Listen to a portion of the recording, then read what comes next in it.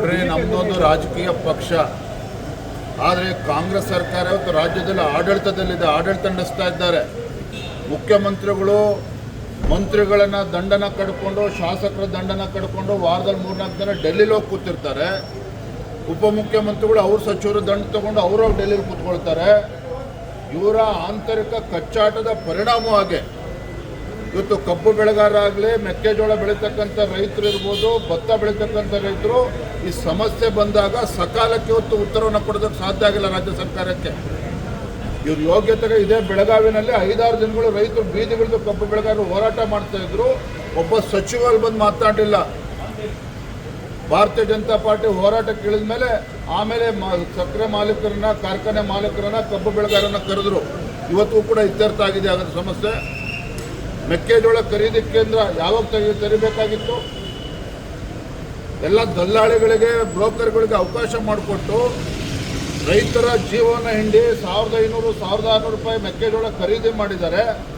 ಕೇಂದ್ರ ಸರ್ಕಾರ MSP 2400 ರೂಪಾಯಿ ಇದ್ದರೂ ಕೂಡ ಈ ರಾಜ್ಯ ಸರ್ಕಾರ ಖರೀದಿ ಕೇಂದ್ರ ಪ್ರಾರಂಭ ಮಾಡದೇ ಇರತಕ್ಕಂಥ ಪರಿಣಾಮವಾಗಿ ಪಾಪ ರೈತರು 1500-1600 ಮಾರ್ಕೊಂಡಿರ್ತಕ್ಕಂಥದ್ದು.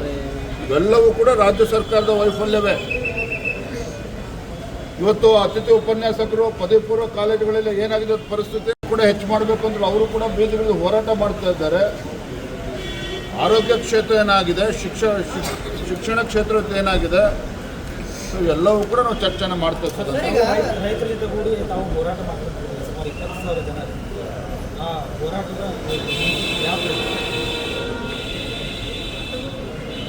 ಏನು ಈ ಅಯೋಗ್ಯ ಕಾಂಗ್ರೆಸ್ ಸರ್ಕಾರ ಈ ನಾಡಿನ ರೈತರನ್ನು ಸಂಪೂರ್ಣವಾಗಿ ನಿರ್ಲಕ್ಷಿಸಿದೆ.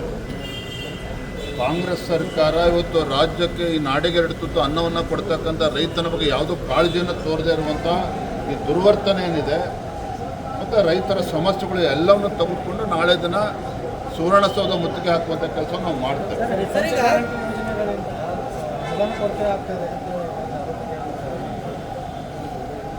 ಈ ರೀತಿ ನಾನಾ ವಿಚಾರಗಳಿದ್ದಾವೆ.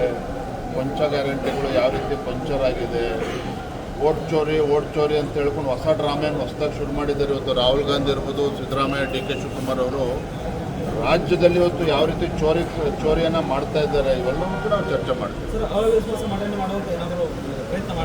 ಪ್ರಯತ್ನ ಮಾಡೋದು ಹೇಳ್ತೀವಿ.